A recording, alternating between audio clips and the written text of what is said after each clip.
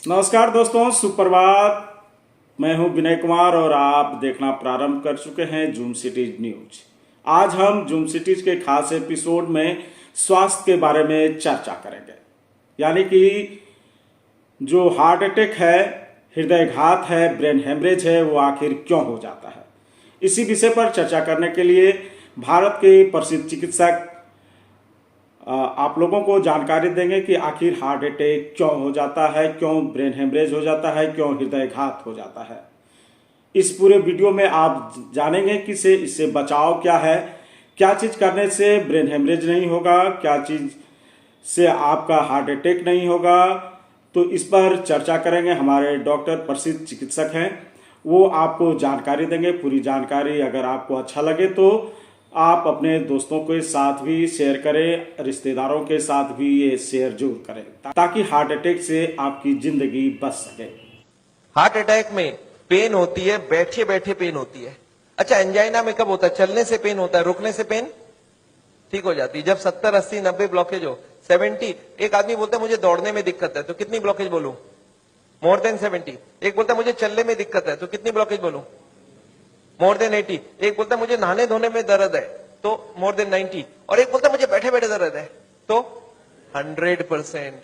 याद रखिएगा, heart attack मतलब है ब्लॉकेज इज इक्वल टू 100%। अच्छा, हार्ट अटैक धीरे धीरे होता है, सडनली हो जाता है? सडनली हो जाता है, सडनली। अभी का भी हो गया हार्ट अटैक, 5 मिनट पहले मिला, 5 मिनट बाद खत्म हो गया, हार्ट अटैक हो गई। कैसे हो जाता है आपको याद है? अब देखिए एक बार। अच्छा, एक आदमी हार्ट का पेशेंट है, उसकी कितनी ब्लॉकेज है? 80 ब्लॉकेज है। उसको हार्ट अटैक करना, 100 ब्लॉकेज ले जाना। कितने साल बाकी है अभी इसको? 10 साल बाकी है। पता चला 10 मिनट बाद हार्ट अटैक हो गया। एक आदमी तो हार्ट का पेशेंट ही नहीं है, उसकी ब्लॉकेज 60 है, 60% ब्लॉकेज है। वो हार्ट का पेशेंट भी नहीं हो तो दौड़ सकता है। अच्छा, उसको कितने साल लगेगा अभी हार्ट अटैक करने?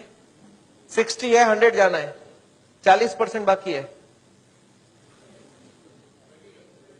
20 इयर्स बाकी है अभी।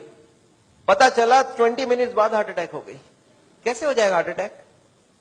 आपको याद है एक पर्दा आपने बताया था हमने, ब्लॉकेज के ऊपर एक मेम्ब्रेन होता है, वो मेम्ब्रेन बर्स्ट कर जाता है। This is what heart attack is. देखिए आपको समझ आता है कि नहीं? ये 20% ब्लॉकेज है, दिख रहा है मेम्ब्रेन ब्लॉकेज के ऊपर। ये 40% ब्लॉकेज है, मेम्ब्रेन यहाँ पे है अभी। ये 60%, 70% ब्लॉकेज है, मेम्ब्रेन अभी भी है। और मेम्ब्रेन स्ट्रेच कर रहा है कि नहीं कर रहा है? करते करते एक दिन क्या होगा? मेम्ब्रेन बर्स्ट कर जाएगा। Membrane will rupture, membrane will snap, membrane will burst. और जैसे ही मेम्ब्रेन बर्स्ट करेगा क्या होगा? यहां से केमिकल यहां आएगी, और यहाँ पे खून जा रहा है, इस खून में क्या होगा? ब्लड केमिकल मिलेगा, और केमिकल मिलते ही ब्लॉकेज हो जाएगी 100%। This is called heart attack. 100% blockage कितने देर में बना? 5 मिनट में। 0 से 80 आने लगा था 40 साल, और 80 से 100 आने में 5 मिनट्स, 2 मिनट्स। अब एक बात बताइए, हार्ट अटैक को रोकना कैसे है? आपका दिमाग क्या बोल सकता है? मैं आपको समझाता हूं। एक एग्जांपल सोच लीजिए। एक नोट का गड्डी है। नोट का गड्डी समझते हैं? नोट के गड्डी में रबर बैंड लगा है। मैं हर दिन उसमें नोट घुसाए जा रहा हूं, और जब रबर बैंड टाइट हो गई तो आपको मैंने पूछा क्या करूं कि रबर बैंड ना फट जाए, तो आप क्या जवाब देंगे हमको? नोट घुसाओ मत। आप ये पूछेंगे सर अभी तक रबर बैंड फट गया क्या? मैं बोला नहीं, अभी तक नहीं फटी है। आप बोलिए एक काम करना, कल से नोट घुसाना मत, देखना फटेगा नहीं। ये काम बात ठीक लग रहा है कि नहीं लग रहा है आपको? घुसाना बंद करो। और मैं एक स्टेप और आगे जाता हूं कि कुछ नोट निकाल लो कि रबर बैंड ढीला हो जाए। अब फटने का क्या चांस है? एकदम नहीं है। एंड यही बात मैं हार्ट के पेशेंट को समझाता हूं। मैं बोलता देखो, अभी जहां तक चले गए चले गए, अब आप ब्लॉकेज को बढ़ाओगे तो एक ना एक दिन हार्ट अटैक होगा। कब होगा हम नहीं जानते, पर कभी ना कभी हो सकता है। आज 80 है, मालूम नहीं 90 में पर्दा फट जाए। ये पर्दा कब फटेगा हमको नहीं मालूम है। हर आदमी का पर्दा अलग अलग है, हर आदमी की मेम्ब्रेन अलग अलग स्ट्रेंथ की है। अब कब फटेगा नहीं मालूम, पर एक बात पक्का मालूम है कि आज से नोट घुसाना बंद कर दिया तो फटने के चांस कम हो जाएगा। और कुछ नोट निकालना चालू कर दिया तो आपको क्या लगता है, लॉजिकल बात हो रही है कि नहीं? वो जो कारण है ब्लॉकेज का उसको हटाओ और बॉडी में सप्लाई फैट का बंद करो। अब हार्ट अटैक का chance is almost nil, almost nil. और यही बात मैं हार्ट के पेशेंट को समझाता हूं। आपको क्या लगता है, सही हुआ कि नहीं हुआ? कॉमन सेंस के बात यही बोलता है कि नहीं? ब्लॉकेज का कारण को हटाओ और खत्म करो बात। तो ये है हार्ट अटैक रोकने का उपाय। मैंने देखा है बहुत सारे पेशेंट ये करते नहीं है, वो खाना पीना गलत खाते रहते हैं, दवाइयां खाते हैं। कार्डियोलॉजिस्ट को पूछ भी लेते हैं कि डॉक्टर साहब मैं आपसे दवाई ले रहा हूं तो आपके अंडर में हो गया ना? डॉक्टर बोलता है हाँ मेरे अंडर में हो। बोलता है डॉक्टर साहब कभी हार्ट अटैक हो जाए तो आप कहां मिलोगे? मैं अभी ब्लॉकेज बढ़ा रहा हूं, आप सिर्फ हमको बताओ हार्ट अटैक के वक्त आप। अच्छा कार्डियोलॉजी भी बड़ा खुश रहता है, बोलता है मेरा मोबाइल नंबर रखना, जब भी हार्ट अटैक हो मुझे इन्फॉर्म करना और मैं आपको बताऊंगा कहां पहुंचना है और मैं भी वहीं पहुंचूंगा, फिर आपको बचाने की पूरी कोशिश करूंगा। पर हार्ट अटैक के बाद, हार्ट अटैक के पहले करने का कुछ जरूरत, आपको क्या लगता है सही बात हो रहा है गलत हो रहा है? अरे हार्ट अटैक के पहले ही रोक लो ना कि हार्ट अटैक। पर मैंने देखा आजकल ऐसा ही कुछ हो रहा है। Anyway I don't want that. अच्छा एक बात बताइए, ये जो पेशेंट है जिसका ब्लॉकेज बढ़ रहा है, ये सब जानता भी नहीं है क्या क्यों ब्लॉकेज बढ़ रहा है। कार्डियोलॉजिस्ट के पास जाए तो उसको बता देना चाहिए कि नहीं किस लिए ब्लॉकेज हो रहा है। अच्छा अगर हार्ट के हॉस्पिटल में आप चले जाएं तो वो लोग भी यही सब बात करेंगे ना आपसे? क्या लगता है, हाँ या ना? वो लोग क्या बात करेंगे? उनके पास दो प्लान है, एक है बाईपास सर्जरी और एक है एंजियोप्लास्टी। अच्छा इतनी कॉमन सी बात है ब्लॉकेज का कारण को रोको, वो इसको नहीं बता के बाईपास एंजियोप्लास्टी क्यों बोल रहे हैं? आपको क्या लगता है? आगे पहले कॉमन बात बताओ, फिर तो बाईपास सर्जरी एंजियोप्लास्टी की बात करते हैं। वो लोग चाहते नहीं है ये सब ज्यादा, वो बोलते हैं भाई हमारी बाईपास की काम अच्छी। अच्छा वो लोग कैसे ले जाते होंगे आपको उस तरफ, मैं आपको समझाना चाहता हूं कैसे ये सिस्टम बन गया कि वो बाईपास एंजियोप्लास्टी की तरफ चले जाते आदमी। मैं आपको समझाता हूं। एक आदमी है, ऑर्डिनरी आदमी है, खाने में खूब चर्बी खाता है, उसको क्या मालूम इससे ब्लॉकेज होता है, सिगरेट उगरेट पी रहा है। एक दिन चलते चलते वो देख रहा है जब मैं स्पीड लेता हूं मेरे को यहाँ पे दर्द हो जाती है, फिर मैं रुक जाता हूं दर्द ठीक हो जाती है। कितनी ब्लॉकेज है? 80। चलने में स्पीड लेते ही दर्द हो रहा है, जब वो दादर चढ़ता है सीढ़ियां चढ़ता है उसको दर्द होता है, तो कितनी ब्लॉकेज हो गई? 80। अच्छा वो बताएगा क्या किसी को? सोचता है कि अभी तो मैंने फील किया है, अगर घर में जाके बता दूंगा घर वाले परेशान हो जाएंगे। एक तो ऐसे ही वो परेशान है, इतने सारे कॉम्प्लिकेशंस है घर पे, और मैं ये भी बता दूं तो झंझट हो जाएगा। बताता नहीं है। कितने दिन तक नहीं बताता है? 2 4 6 महीने तक वो खींचता रहता है। क्या करता है? जब भी स्पीड लेने का काम होता है बोलता है मैं धीरे धीरे जाऊंगा, आप छोड़ दो, जाने दो। जब दादर चढ़ना होता है तो धीरे से चढ़ता है, सामान उठाना होता है नहीं उठाता है। पर धीरे धीरे पता चल जाता है। एक दिन वाइफ बोलती है आप स्पीड में चलिए, पेशेंट बोलता है मेरे से स्पीड नहीं चला जाता। बोला क्यों? बोलता मेरे को यहाँ दर्द होती है। वाइफ बोला आपने कभी बताया नहीं? बोलता नहीं वो तो थोड़े दिन से हो रहा है ना, कुछ दिनों से। वाइफ अब छोड़ देगी वाइफ या नहीं छोड़ेगी? वाइफ बोलती है चलो कल डॉक्टर के पास जाएंगे। तो लोकल कार्डियोलॉजिस्ट के पास पहुंच गए। अच्छा लोकल कार्डियोलॉजिस्ट को जाके बता दिया कि डॉक्टर साहब जब मैं स्पीड लेता हूं तो यहाँ पे छाती में दर्द हो जाता है, फिर रुकता हूं ठीक हो जाता है। अच्छा उनको कुछ आइडिया लग जाएगा? वो ईसीजी करके देखते हैं, उसमें कुछ नहीं आता है। पेशेंट बोलता है सर ईसीजी में नहीं आएगा, आप चला के ईसीजी लीजिए तब आ जाएगा। उसको मालूम है चलने से दर्द होता है, तो डॉक्टर स्ट्रेस टेस्ट कराता है, उसमें खराबी आ गई। अब इसका मतलब क्या हो गया? हार्ट की बीमारी है या नहीं है? ऑलमोस्ट पक्का हो गया। अब कार्डियोलॉजिस्ट क्या बोलते हैं? बोलते देखो आपको हार्ट की बीमारी हो गई है। पेशेंट घबरा जाता है, बोलते सब क्या करूं? बोलते एक काम करो, मैं एक हॉस्पिटल का नाम लिख के देता हूं, उसमें चले जाओ, और एक कार्डियोलॉजिस्ट का नाम लिख के देता हूं, उसके पास चले जाना, और वहां पे वो जाके एंजियोग्राफी करेंगे, उससे पता चलेगा ब्लॉकेज है या नहीं है, और उसके बाद वो बाईपास सर्जरी एंजियोप्लास्टी जो भी बोलेंगे वो सब करवा लेना। पेशेंट बोलता है इसका मतलब वो सब करा लो। बोला हाँ जो भी निकलेगा उस हिसाब से करा लेना। पेशेंट बोलता है सर और कोई बात? बोला एक काम कर देना मेरा, उनको बता देना मैंने ही आपको वहां पे भेजा है। अच्छा इसका भी कुछ फायदा है ना? अच्छा अब आप कहां चले गए नेक्स्ट डे? पेशेंट पहुंच गया हार्ट के हॉस्पिटल में, कार्डियोलॉजिस्ट को बता दिया कि मैं स्पीड लेता हूं मेरे को छाती में दर्द होता है। कार्डियोलॉजिस्ट को कुछ समझ आ गया क्या? उनको बहुत अच्छे से समझ आ गया, एक नया पेशेंट आ चुका है। अच्छा वो बोलते नहीं ऐसा, वो क्या बोलते हैं? वो बोलते हैं मेरे को डाउट है ये ब्लॉकेज है या नहीं है। अच्छा पेशेंट खुश हो जाता है। पेशेंट बोलता है वो डॉक्टर तो मेरे को डरा ही दिया था, बोलता हार्ट की ब्लॉकेज है, और ये बड़ा डॉक्टर ये बोलता है मेरे को डाउट है। पेशेंट बोलता है मेरे को हार्ट की बीमारी हो ही नहीं सकता। अरे मैं कभी कोई गलत काम किया ही नहीं, सिगरेट तो बहुत लोग पीते मैं भी पीता हूं, और चर्बी उर्बी तो बहुत लोग खाते मैं तो थोड़ी बहुत ही खाता हूं। तो पेशेंट क्या सोचता है कि कुछ निकलेगा तो नहीं, डॉक्टर ठीक ही बोल रहा है, कुछ मिलेगा ही नहीं। पेशेंट बोलता है सर कोई उपाय है, पता चल जाए ब्लॉकेज कितना है। कार्डियोलॉजिस्ट बोलते हैं बस एक एंजियोग्राफी कर लेते हैं, आपको देख लेते हैं है या। अच्छा पेशेंट मान जाएगा नहीं मान जाएगा? पेशेंट बोलता है सर कोई भी टेस्ट हो मैं तैयार हूं, आप बोलो क्या क्या कराना है। बोलते नहीं आपको एडमिट करके आपके अंदर एक तार घुसाएंगे और उसमें जान भी जाने की चांस है। अच्छा पेशेंट फिर भी नहीं चाहता है कुछ, तो बोलते बिना तार घुसाए कुछ कर लीजिए ना, पता करना है ना ब्लॉकेज, कर लीजिए आप। कार्डियोलॉजी बोलते हैं एंजियोग्राफी बिना कुछ नहीं पता चलेगा। अच्छा एंजियोग्राफी हो जाएगा नहीं हो जाएगा? एंजियोग्राफी हो जाता है। पेशेंट बोलता है चलो एक बार करा लेते हैं, फिर घर जाके सोचेंगे ब्लॉकेज मिल तो जाए, देखे तो सही कितना है, फिर जाके घर में। अच्छा पेशेंट प्लान कर लेता है, क्या प्लान करता है कि मेरी 30-40 ब्लॉकेज तो हो सकती है, मैंने गलत काम किया है, बड़े दिनों से मेरे को कोई ने बोला था फैट नहीं खाना, मैं खाया हूं, सिगरेट नहीं पीना, मैंने पिया हूं, तो कुछ ब्लॉकेज मिलेगा। और प्लान क्या बनाता है कि घर जाके कल से सारा खाना पीना बदल दूंगा, वॉकिंग चालू कर दूंगा, एक्सरसाइज चालू कर दूंगा, एकदम प्लान करके एंजियोग्राफी में जाता है कि कल खाली रिपोर्ट लेके घर जाना है। अच्छा रिपोर्ट में कुछ, एंजियोग्राफी होने के बाद रिपोर्ट में कुछ मिलेगा या नहीं मिलेगा? रिपोर्ट में एंजियोग्राफी में कितनी ब्लॉकेज मिलेगी? 70, 80 एंड 90। अच्छा जब 80 ब्लॉकेज मिल जाए, कार्डियोलॉजी सडनली बदल जाता है, वो बोलते हैं you are very lucky. Patient बोलता है लकी मतलब कुछ भी नहीं मिला आपको? बोला लकी इसलिए कि आप ठीक टाइम में यहां तक पहुंच गए, थोड़ा सा लेट आते तो कुछ भी हो सकता था। पेशेंट बोलता है इसका मतलब कुछ सीरियस बात है? बोला आप बचे कैसे मेरे को समझ नहीं आ रहा है, यू आर वेरी लकी, अभी तक बच गए आप, अब आपका बचने का चांस बहुत कम है। पेशेंट बोलता पर हुआ क्या है? बोलता 80% ऑलरेडी फिनिश्ड, बस अब बस थोड़ा सा ही है, you are carrying an atom bomb. अच्छा पेशेंट बोलता है सर एक काम कीजिए, आप रिपोर्ट मुझे दे दीजिए, मैं घर जाऊंगा। बोलते घर आप पहुंचेंगे कैसे? उसके पहले हार्ट अटैक हो जाएगी। अच्छा आपको क्या लगता है, डॉक्टर को मालूम है क्या हार्ट अटैक कल होगा आज होगा? उसको तो ये भी नहीं मालूम 70 है 80 है या 90 है। क्यों ऐसा बोला जा रहा है?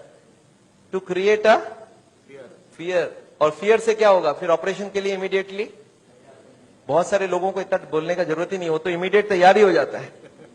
हार्ट का सुनते हैं उसके मन में ऐसे ही डर रहता है, उसको ज्यादा डराने का। पर कभी कभी पेशेंट बोलता है सर एक बात बताइए, ब्लॉकेज तो कल भी था, ब्लॉकेज तो आज भी है, कल तक तो मैं सारा ही काम कर रहा था, ये पेन तो मेरे को बड़े दिनों से है, मैं अब तो पता चला हूं, तो आप एक काम करिए मेरे को आप डिस्चार्ज कर दीजिए, मैं घर जाके फिर सोचूंगा। बोला नहीं आप एक काम कीजिएगा, आप करवट भी लेंगे ना तो हमको पूछ लीजिएगा। पेशेंट बोलता है नहीं सर मैं तो घर जाऊंगा। बोला आप रुकिए, आपके घर वालों से मैं पूछता हूं। अच्छा घर वाले बाहर कौन कौन वेट कर रहे होंगे? सारा खानदान वेट कर रहा होगा। वहां पे जाके क्या बोलना है कि patient is very critical, any moment he can die.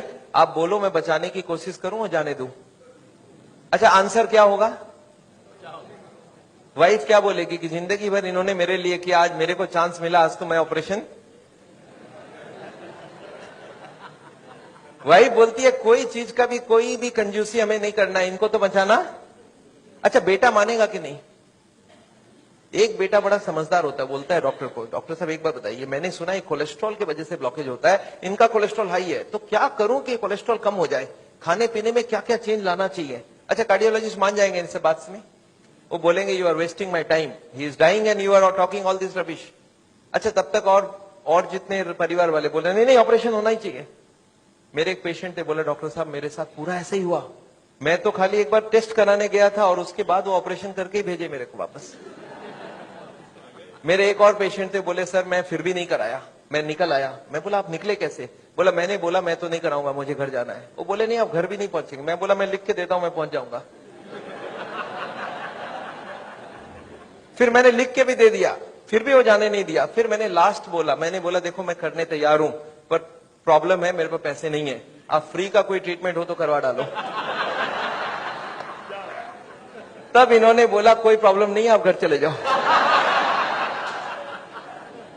फिर मैं जब घर जाने लगा तब फिर से बुलाया उन्होंने, बोला अब आप एक बार बताओ ये इतने पैसे आप कितने दिन में इकट्ठा कर सकते हो? तब मैंने बोला देखिए मुझे प्रॉपर्टी बेच के आना होगा, 2 महीना लगेगा। फिर मुझे 2 महीना उन्होंने टाइम दे दिया, बोला अब कोई प्रॉब्लम नहीं है, 2 महीने बाद ही ऑपरेशन होगा। आपको समझ आ रहा है ऑपरेशन कब रुक सकता है? दिस इज, मैं ये नहीं बोलूंगा सारे जगह एग्जैक्टली यही हो रहा है, पर इसका ही कुछ छोटा मोटा रूप ये हॉस्पिटल का सिस्टम है। पर एक बात मैं जानता हूं, हॉस्पिटल को ये चॉइस देना चाहिए पेशेंट को, देखो the blockage is so much, these are the reasons, आप देखो क्या चाहते हो। आप अगर अपने आप को बदलोगे तो ऑपरेशन रुक सकती है, आप नहीं बदलना चाहते हो तो मैं ऑपरेशन कर दूं, उसके बाद जाके बदलने का कोशिश करो। But the hospitals don't give chance, उनको मालूम है ये एक मौका है, ऑपरेशन कर लेते हैं, बट उसके बाद भी उनको यही करना पड़ेगा। लाइफस्टाइल चेंज तो पेशेंट को फिर भी करना पड़ेगा। मैं जानता हूं हार्ट के पेशेंट्स को मैं 3 चीज देखते दिखाऊं, एक तो दवाइयां हैं, एक बाईपास और एक एंजियोप्लास्टी। ये दवाइयां मैं आपको एक बार समझाना चाहता हूं दवाइयां क्या काम करती है, और another 10 minutes I will take. देखिए ये ट्यूब है जिसमें कोई ब्लॉकेज नहीं है और ये 80-90% ब्लॉक है, दिख रहा है आपको। अब ये पेशेंट को चलने से दर्द होता है, एक दवाई ऐसी है जो दवाई देते ही दर्द कम हो सकती है। कौन सी दवाई है? सॉर्बिट्रेट। नाम सुना आपने? क्या करता होगा सॉर्बिट्रेट? देखिए क्या करता है Sorbitrate. This what is the action of Sorbitrate. क्या हुआ? ट्यूब चौड़ी हो गई, ब्लॉकेज वहीं की वहीं रह गई, ट्यूब चौड़ी हो गई, ट्यूब थोड़ा फैल गया, फैलते क्या हो गया? ब्लड सप्लाई बढ़ गई। पेशेंट बोलता है मुझे अब कोई दिक्कत नहीं है, पर यह दवाई का असर रहेगा 8 घंटे बाद, तो 8-8 घंटे में एक सॉर्बिट्रेट देनी पड़ेगी। एक पेशेंट मेरे को बोला मैं सॉर्बिट्रेट नहीं लेता हूं, मैं मोनोट्रेट लेता हूं। मैं बोला वो भी सॉर्बिट्रेट का ही भाई है। तो ये जितने भी सॉर्बिट्रेट है उनका नाम मैं आपको दिखा सकता हूं। These are all kinds of sorbitrate and all. ये सब दवाई हम लोग दे देते हैं। सॉर्बिट्रेट, इस्मो, आइसोडिल, मोनोट्रेट, नाइट्रोफिक्स, एंजिसेड, इमडूर, वेंजिकॉर, वेसोट्रेट, मोनोट्रेट, सॉर्बिट्रेट, मोनोसॉर्बिट्रेट, नाइट्रोकंटीन, वेसोप्रीन, मोनोस्प्रीन, इस तरह की दवाइयां हम हार्ट के पेशेंट्स को दे देते हैं। एनीवे दवाइयां बहुत सारे तरह की मिलती है।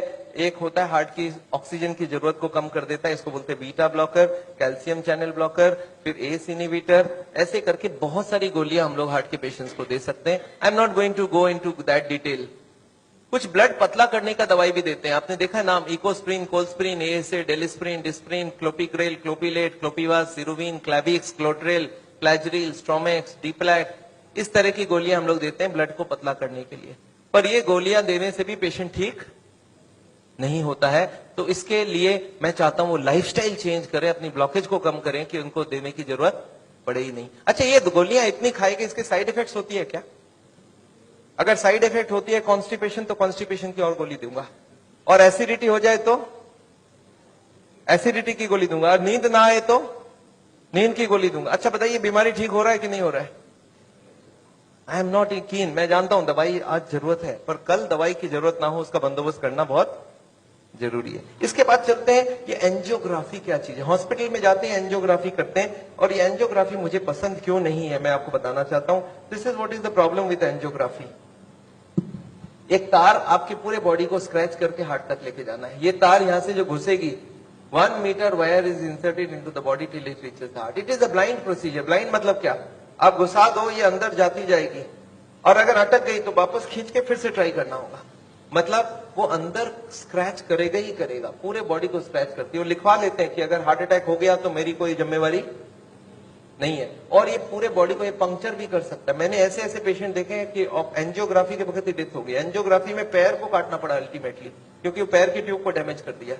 तो एंजियोग्राफी मैं नहीं चाहता हूं। और उसके बाद क्या होगा? इनएक्यूरेसी अबाउट द रिपोर्ट, और उसके बाद pressure from the cardiac doctors for the next operation. Patient को लगता है मेरे को इमरजेंसी हो गया, बट इमरजेंसी प्रिसिपिटेट कराया जा सकता है। एनीवे ये एंजियोप्लास्टी जो है, ये दो ऑपरेशन, दो चीज वो लोग करते हैं, एक एंजियोप्लास्टी, एक बाईपास सर्जरी। मैं एंजियोप्लास्टी 2 मिनट आपको समझाना चाहता हूं। What is this angioplasty? एक स्टेंट लगाते हैं, सुना आपने नाम? एक रिंग लगा देते हैं हार्ट में। What is this? Let me explain what is this.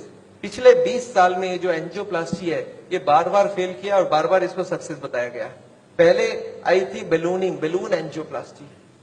उसके बाद बहुत सारे तरह के एंजियोप्लास्टी आई, ऑर्डिनरी स्टेंट आई, फिर गोल्ड स्टेंट आई, फिर रोटा ब्लेडर आया, रेडियो एक्टिव स्टेंट आई, लेजर एंजियोप्लास्टी आई, आजकल चल रहा है ड्रग कोटेड स्टेंट। पर ये सारे के सारे फेल हुए हैं। क्यों फेल हुए एक बार समझाना चाहता हूं। देखिए ये बैलूनिंग क्या चीज है, याद है आपको? एंजियोग्राफी के वक्त तार अंदर घुसाई थी, वो कहां तक गई थी? हार्ट तक, यहां तक तार आई थी। इस तार के ऊपर ये बैलून होता है, इस तार को थोड़ा सा धक्का मारते हैं। कभी कभी कार्डियोलॉजिस्ट तार को अंदर रख के बाहर आ जाते हैं, आके बोलते हैं देखो तार अंदर है, बोलो तभी खोल दूं। आप बोलते चलो खोल दो, कितने लगेंगे? 2 लाख लगेंगे, 2 लाख दे दिया। अब ये तार को ये लोग धक्का देते हैं थोड़ा और, तो तार की जो बैलून है ये बीचों बीच आ जाती है ब्लॉकेज में। अब इस बैलून में पानी डालना होता है। ये बैलून ऐसा होता है, इसमें पानी डालते ही बैलून फूल जाती है। अच्छा पानी कैसे डालेंगे? आपने होली में बैलून फुलाया एक सिरिंज से? सिरिंज में पानी ले लो, सिरिंज को दबा दो तो बैलून के अंदर पानी घुस जाए। तो बाहर से सिरिंज से पानी डालेंगे तो बैलून क्या होगा? फूल जाएगी। फूलते ही ब्लॉकेज कहां गई? साइड में दब जाएगा, ऊपर कंप्रेस्ड हो जाएगी, नीचे कंप्रेस्ड हो जाएगी। अच्छा ये बैलून को जब पानी निकाल लेंगे तो क्या होगा? बैलून को वहां पे 2-4 सेकंड से ज्यादा नहीं रख सकते, क्योंकि हार्ट अटैक हो जाएगी, 100 हो जाएगी ब्लॉकेज। तो बैलून में पानी डाला और सिरिंज से वापस पानी खींच लिया, जैसे ही पानी खींचा बैलून वापस चिपक गई, तार को पकड़ के बाहर निकाल लिया, एंजियोप्लास्टी इज ओवर। आपको समझ आ रहा है क्या करना पड़ा? ये तार यहां थी, इसी को थोड़ा आगे किया, बैलून डाल, पानी निकाल लिया और ब्लॉकेज वापस। अच्छा, ब्लॉकेज वापस आ जाएगी नहीं आ जाएगी इसके बाद? क्या लगता है आपको? This is elastic. इलास्टिक समझते हैं आप? ये लोहा या पत्थर नहीं, इलास्टिक है। और जैसे ही बैलून निकाल लिया ब्लॉकेज वापस आने लग गई। थोड़े साल बाद यही कार्डियोलॉजिस्ट मान गए बैलूनिंग काम की नहीं है। पहले क्लेम किया था बैलूनिंग एक बार कराओगे जिंदगी भर चलेगी, फिर मान गए काम की नहीं है। फिर क्या हो गया? फिर वो बोले इसमें स्टेंट लगाना होगा। What is this stent? Look at this, this is the blockage. दिख रहा है आपको येलो कलर की? और इसके अंदर एक बैलून डाल दिया। आपको दिख रहा है ब्लैक कलर का बैलून? बैलून में पानी डाला तो ब्लॉकेज कहां चलेगी? साइड में आ गई। जब बैलून निकाल लेंगे तो ब्लॉकेज वापस आएगी, तो यहाँ पे एक स्प्रिंग लगा देते हैं। ये स्प्रिंग क्या काम करेगा? ब्लॉकेज को आने से रोक देगा। आपको समझ आ रहा है स्प्रिंग का मतलब क्या है? अगर स्प्रिंग डाला गया इसका मतलब क्या है? कि ब्लॉकेज वापस आ रही थी। इसका मतलब पहले वाला जो क्लेम था वो गलत था कि बैलूनिंग करा लो ठीक रहा। इसके बाद ये जो स्टेंट लगी, स्टेंट का एक मेजर प्रॉब्लम है कि इसके अंदर से ब्लड जाएगी और फॉरेन बॉडी के अंदर ब्लॉकेज बहुत जल्दी होती है। ये देखा गया है स्टेंट में 6 महीना 1 साल में सारे ब्लॉक आ जाती वापस। और ये जब वापस आने लगी तब इन्होंने थोड़े दिन तक तो बोला नहीं आती है। थोड़े दिन बाद इन्होंने बोला कि नहीं, ये स्टेंट तो खराब होगी क्योंकि ये ऑर्डिनरी स्टेंट है, इसमें एक मेडिकेटेड स्टेंट देना होगा। वो दवाई में डाल के स्प्रिंग को निकाल लेंगे, अब बहुत बढ़िया हो जाएगा। तो ड्रग की कोटिंग चल जाए। आपने देखा है चांदी के गहने में सोने की कोटिंग चढ़ाते हैं, तो वो स्प्रिंग के ऊपर कोटिंग चढ़ा देते हैं और वो कोटिंग चढ़ा के लगा दिया। पर इसके बाद भी ये फॉरेन बॉडी ही रही, इसमें वही का वही रिजल्ट आया है। अभी लेटेस्ट है कि 66% people with in 1 year will come back with a reblockage. इसके बाद है बाईपास सर्जरी। एक बहुत बड़ी सर्जरी होती है। देखिए, बाईपास सर्जरी मैं इसलिए नहीं चाहता हूं, एक बहुत बड़ा सर्जरी है। एक पूरे चेस्ट को काटो और इसको काट के, इसको चाकू से नहीं कटेगा, इसमें आड़ी से कटेगी। आड़ी समझते हैं आप? आपने मार्बल फिटिंग के वक्त एक देखा, गोल चक्का लेके घूमते हैं, ऐसा एक लगा के ये पूरा खुलेगी। इसको अंदर से ऐसे जैक करके ऐसे खोलेगा। अंदर में हार्ट को रोक के उसमें ऑपरेशन होगी। और हार्ट को रोकेंगे तो एक मशीन से पूरे बॉडी को ब्लड जाएगा, इसको बोलते हैं हार्ट लंग मशीन। उसमें कुछ ब्लड डाल के उससे चलाना होगा। And during this time the operation has to take place. But this operation is very complicated. Luck अच्छा हो तब ठीक है, नहीं तो कुछ ना कुछ कॉम्प्लिकेशन रहती है, बहुत सारे लोगों की जान भी जाती है। पर ऑपरेशन के बाद क्या होगा ये देखिए, ऑपरेशन के बाद क्या होगा। ये ट्यूब जो ब्लॉकेज है वो यहीं रह गई, उसके जगह नई ट्यूब लग गई। तो ये ब्लॉकेज के जगह नई ट्यूब लग गई तो क्या हो गया? बाईपास हो गया। पर ये नई ट्यूब में फिर कभी ब्लॉकेज आएगा कि नहीं? आपको क्या लगता है? ये नई ट्यूब में फिर से ब्लॉकेज आती है? अच्छा, अब तो 40 साल बाद ही आएगी ना? पिछले बार कितने साल लगी थी आपको याद है? देखिए, एक वाई का जवाब सोच के देखिए। ओरिजिनल ट्यूब में कितने साल में ब्लॉकेज हुई थी? 20 से 40 साल। तो कितनी स्पीड रही? 2 से 4%, 6% पर ईयर। और एंजियोप्लास्टी के बाद अगर 2 साल में वापस रीब्लॉकेज होती है तो कितने साल हो गई? 40% पर ईयर। और बाईपास के बाद अगर 5 साल में रीब्लॉकेज आती है तो 20% पर ईयर। जो ट्यूब ओरिजिनली 2% की ब्लॉकेज कर रही थी, वो अब ऑपरेशन के बाद उसकी स्पीड क्यों बढ़ गया? क्योंकि अब वो ओरिजिनल नहीं रहा। हमारी बॉडी को जब तक ओरिजिनल रखो तब तक अच्छी बात है। हमारे प्राइम मिनिस्टर ने भी 2 बाईपास कराई है, एंजियोप्लास्टी 5 स्टेंट लगाई है। पर मैं जानता हूं उसके बाद भी तो फिर से कराना पड़ा। एक बार कर लिया, दूसरी बार कराया, कब तक करा सकता आदमी? और मैं जानता हूं बॉडी में एक बार कॉम्प्लिकेशन कराना, उनके लिए तो चलो बहुत बड़ा टीम लगेगा। हर आदमी के लिए इतनी बड़ी टीम नहीं भी लग सकती है और इतना बड़ा ऑपरेशन नहीं भी कर सकते ठीक से। पर मैं जानता हूं अगर ऑपरेशन बिना ही हमारी काम बन जाए, अगर हम लाइफस्टाइल को ही चेंज करके कर सकते हैं, तो हम ऑपरेशन क्यों करवाएं? एंड